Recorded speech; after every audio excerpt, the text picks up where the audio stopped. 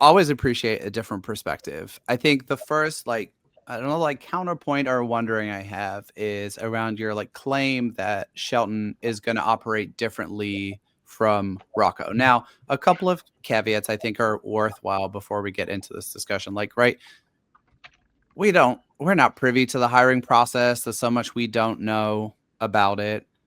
I don't think they're going to manage in particularly different ways because of the point that you made about familiarity. Here is a quote that I want to read you from Derek Shelton's introductory like press conference with the Pirates, and just to get your reaction to whether you feel like this kind of aligns with Baldelli's approach as a manager, or whether you see any difference here. And I'm sure you have, kind of other counterpoints that are contrary to this. So this is when Derek Shelton was introduced by Ben Cherington. Shelton immediately talked about building a, quote, player-centered culture. Continuing the quote here, it's going to be a culture that's built on relationships and built on communication. We're going to build a coaching staff that's going to have that at the forefront of their minds, Shelton said shortly after taking a seat at the elevated table in PNC Park's press conference room. Do you not think, Jeremy, that is much more aligned and akin to Rocco's approach than differing from it? Do we agree that Rocco was a great communicator? I think we can come back to the communication part for sure, because that is and has been called out as a notable strength of Shelton's. And I think that was, given the events leading up to the trade deadline, that was not a strength of Rocco. So there's so much to unpack here. So one of my wonderings is, right, like, how do we parse the overall communication of the organization and the front office from the communication of the manager?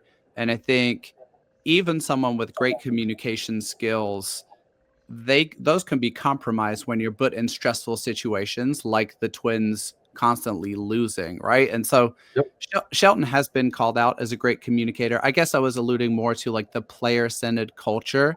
That seems to be the Rocco like mold or approach to me, staying fairly even keeled publicly, taking players up on the opportunity to talk through decisions, whether they agreed or were frustrated by them. That's like a very Rocco Baldelli approach. And this is what I'm assuming that he means by a kind of a player-centered approach. But I welcome disagreement if you have it. Well, yeah, and I'm not. I guess for me, it's like just their demeanor is not the same. Sure. And so the conversations that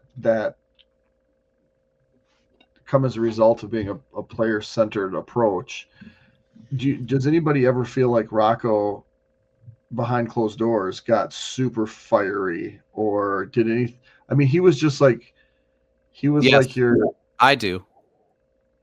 Really? Yeah, I think it's like decently well known that he would like not run his mouth, but like use more colorful language when like behind closed doors, and was like very guarded in how he interacted with the media in a way that maybe he wasn't when he was more player facing. Theo, hit me on your TV. Yeah, I definitely need to do that because I'm watching the World Series here in the background. I will say, as someone who's been in the room when he's been off the record, he definitely does have that colorful side, and he's more willing to just speak honestly and candidly. Now, granted, when it's with us writers, he will also reiterate every 5 sentences, please don't write this. Right. Because which is fine. But I honestly, just knowing how he is with us when he's off the record in the writer's side of things, I think there's definitely more of that colorful side that comes out. I think he just knew the right situations of like how to say what to which guy when he needed to be that, use the colorful language, be a little more loose, but also be direct with them and just be like, you're not doing this right. We need more from you, as an example. Which I think any example of any manager, any coach, anybody in that position has a way of doing that. Mm-hmm.